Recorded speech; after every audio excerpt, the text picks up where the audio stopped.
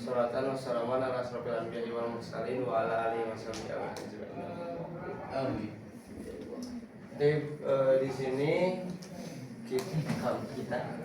kami kelompok 5 akan mempresentasikan tentang hukum tata negara.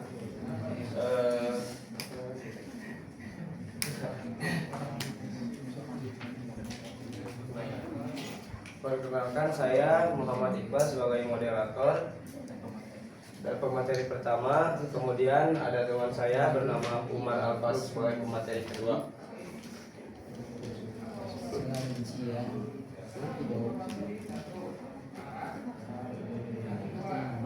Sebelumnya kami minta maaf karena belum. Jadi sebelumnya teman-teman minta maaf karena saya kira kelompok 5 itu akan dilaksanakan pada minggu depan, ternyata minggu ini, dan ternyata waktunya juga mepet, jadi kita belum mempersiapkan PPT dan juga makalahnya belum dibuat covernya seperti itu. Tapi insya Allah kita akan tetap menjelaskan materi ini sesuai dengan judul seperti itu. Terima kasih. Mari kita sama-sama membuka presentasi ini dengan mengucapkan basmalah.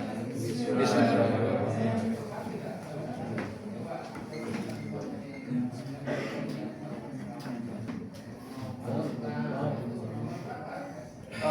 Pengertian hukum ketatanegaraan. Hukum ketatanegaraan yang dalam literatur hukum sering disebut hukum tata negara, merupakan salah satu cabang dari ilmu hukum publik yang mengatur mengenai struktur, fungsi, dan hubungan antar lembaga-lembaga negara, serta hubungan antara negara dengan warga negaranya. Hukum ini menjadi dasar bagi penyelenggaraan kehidupan bernegara yang tertib, adil, dan sesuai dengan prinsip konstitusional. Menurut Christian van Vollenhoven, hukum tata negara adalah hukum yang mengatur seluruh masyarakat hukum, baik atasan maupun bawahan menurut tingkatannya, serta menentukan organ-organ atau lembaga yang diperlukan dan kewenangan masing-masing lembaga tersebut. Sementara Paul Scholten berpendapat bahwa hukum tata negara adalah hukum yang mengatur tata organisasi dan sistem kerja suatu negara. Menurut Van der Pot, hukum tata negara merupakan peraturan-peraturan yang menentukan badan-badan kenegaraan yang diperlukan.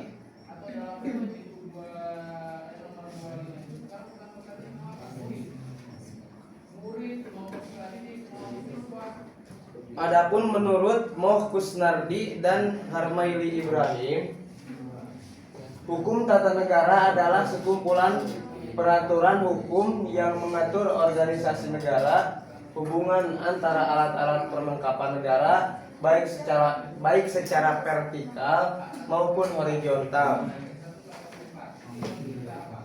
serta kedudukan warga negara dan hak-hak asasi mereka. Dari berbagai pendapat di atas dapat disimpulkan bahwa hukum ketatanegaraan adalah seperangkat norma hukum yang mengatur tentang bentuk, struktur, dan wewenang lembaga-lembaga negara, serta hubungan antara lembaga-lembaga tersebut dengan warga negara. Hukum ini berfungsi untuk menjamin agar penyelenggaraan pemerintahan berjalan berdasarkan konstitusi, prinsip kedaulatan rakyat, dan supremasi hukum.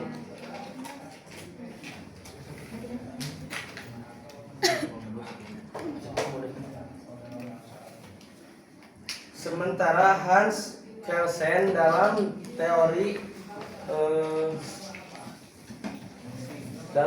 Rayne Lex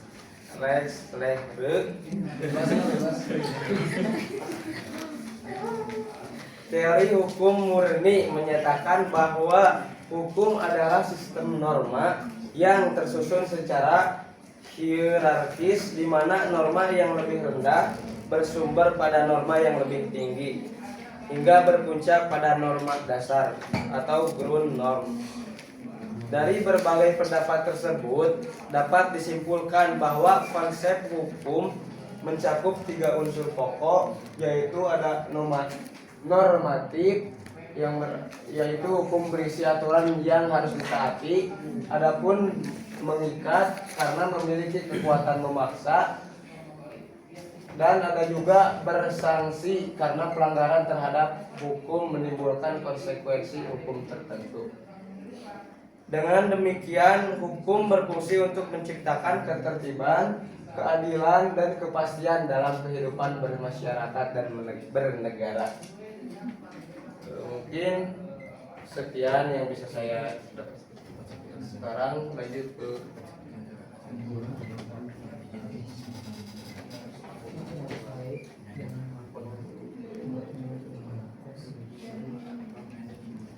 dan konsep tata negara.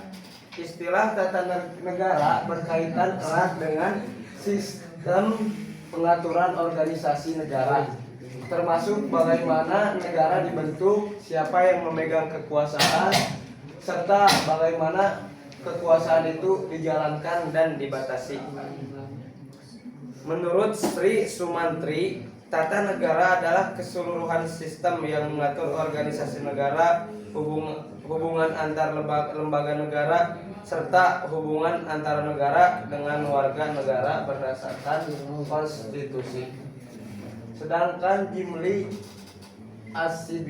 Asidik menjelaskan bahwa tata negara adalah cabang dari ilmu hukum publik yang mengatur struktur, kewenangan, dan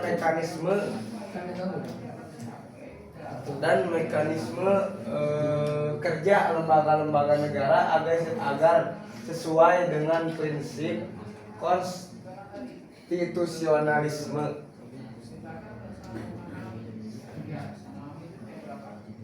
Secara umum, konsep tata negara mencakup 3 aspek penting, yaitu ada struktur yang meliputi bentuk negara, sistem pemerintahan, serta susunan lembaga-lembaga negara. Kemudian ada fungsi dan kewenangan, mengatur wewenang dan tugas lembaga negara dalam menjalankan pemerintahan. Ada juga hubungan antar lembaga dan warga negara yang mengatur mekanisme koordinasi dan keseimbangan kekuasaan, checks and balance antara lembaga-lembaga negara, serta perlindungan hak-hak warga negara. Dengan demikian, tata negara merupakan dasar dari sistem ketatanegaraan suatu bangsa yang memastikan penyelenggaraan negara berjalan sesuai konstitusi, hukum, dan prinsip kedaulatan rakyat.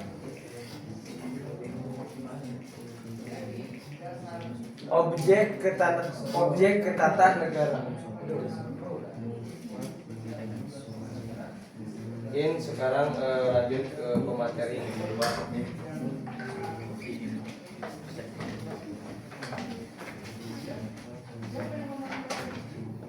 Baik, di sini saya akan menjelaskan tentang objek ketatanegaraan.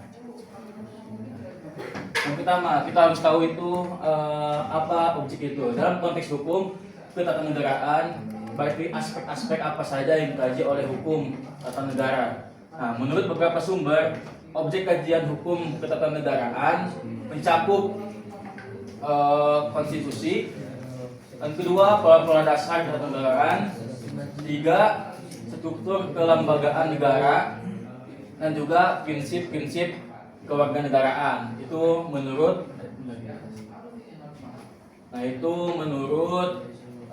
Profesor Dr. Kiai Haji Ahmad Suparja. Nah, itu ada 4 yang tadi saya sebutkan.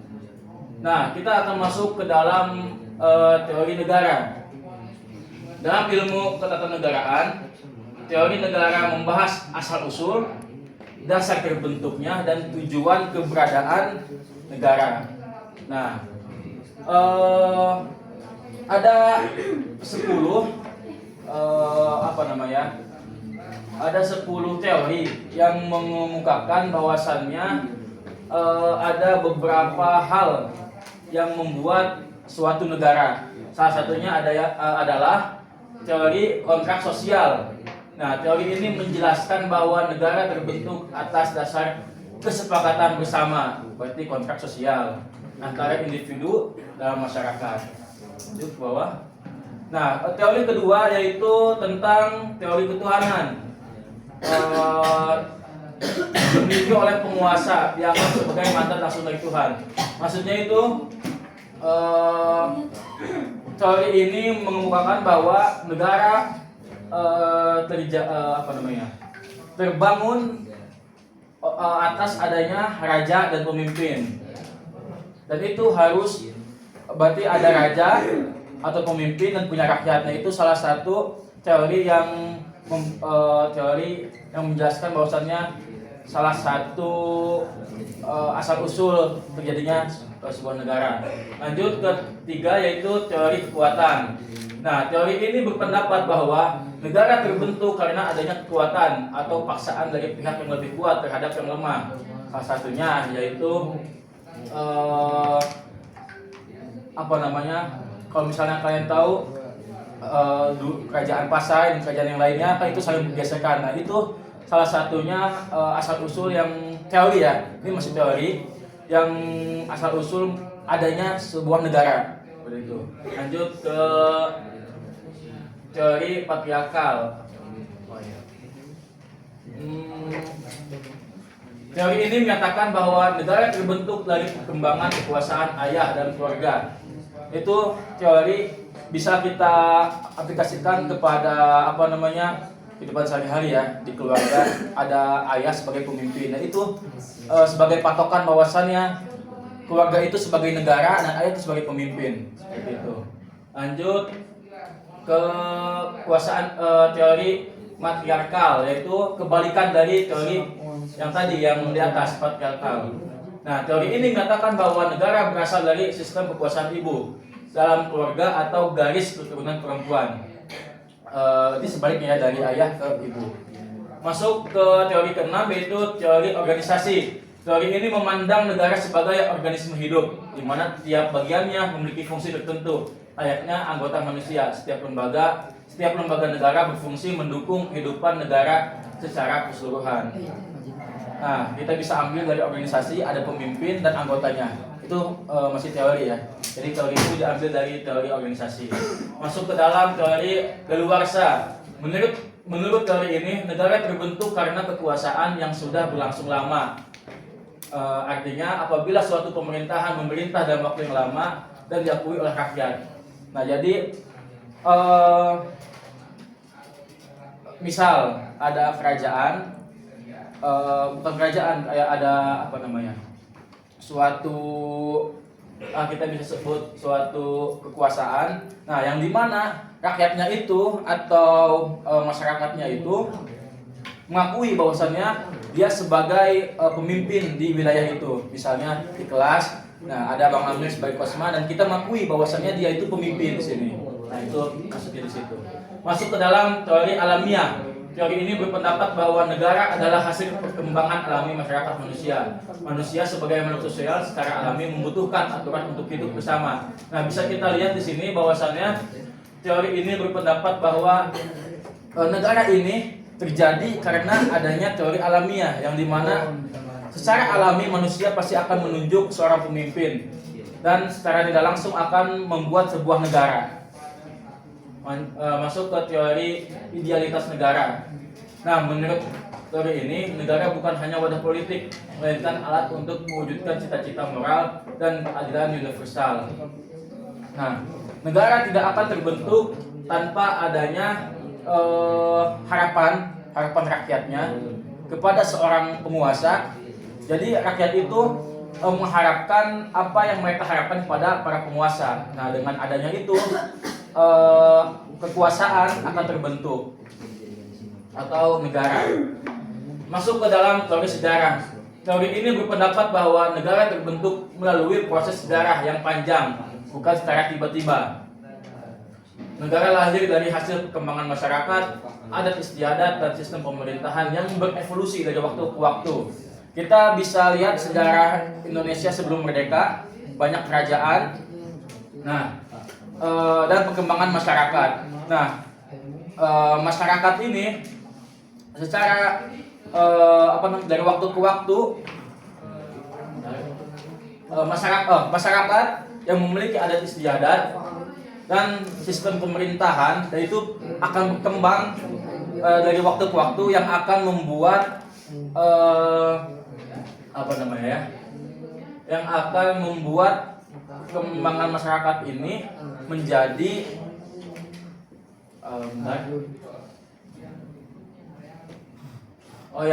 dengan adanya masyarakat, pasti masyarakat itu mempunyai adat istiadat atau budaya. Nah, dengan adanya faktor itu akan membuat kekuasaan yang berakhir dengan sebuah kerajaan, dan kerajaan secara tidak langsung terus menerus berkembang menjadi sebuah negara. Itu adalah teori dari sejarah seperti itu. Nah, mungkin itu saja dari saya tentang teori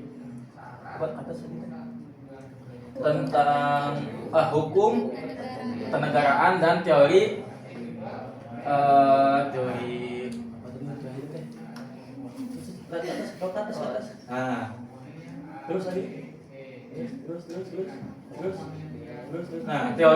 negara seperti itu. Mungkin itu saja. Terima kasih atas perhatiannya. Assalamualaikum warahmatullahi wabarakatuh.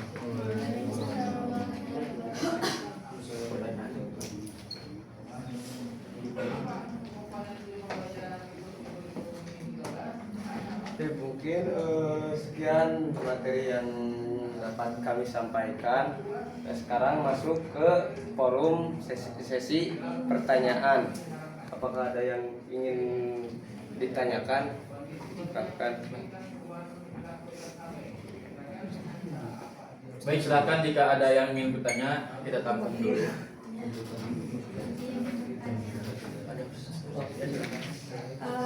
Hukum tata negara, hukum negara kan? Ya. Nah, lantas apa bedanya hukum tata negara dengan undang-undang dasar? Sekian. Baik, terima kasih. Ada lagi yang bertanya? Apa fungsi utama dari hukum tata negara dalam suatu negara?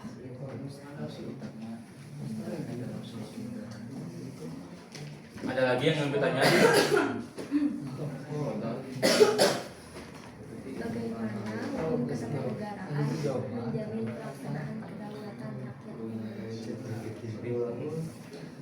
Bagaimana hukum ketatanegaraan menjamin pelaksanaan kedaulatan rakyat Indonesia? Bagaimana hukum ketatanegaraan menjamin pelaksanaan kedaulatan rakyat Indonesia? Untuk negara menjamin kedaulatan rakyat.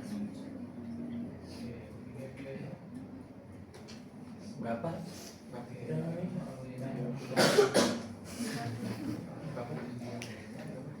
Lima. Dua lagi yang ingin bertanya, silakan. Kita tampung dulu. Ya, tafadhol.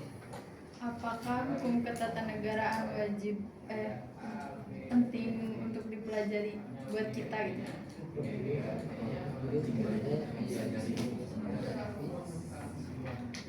Satu lagi, Las. Ini Yang mana ini? Ya, Ayah. kan hukum tata negara teh dibuat untuk mendisiplinkan keluarga negaraannya. Lanjut. Nah, saya mau bertanya tentang apa isi dari hukum tata negara yang telah diselenggarakan dan disepakati, tapi negaranya sendiri yang melanggar dan melakukan. Ya, oke. Terima kasih Aidar. Udah 5 ya? Oke. Baik, terima kasih atas waktunya dan juga perhatiannya. Mungkin itu saja dari kami. Bila ada kekurangan dan juga kelebihan,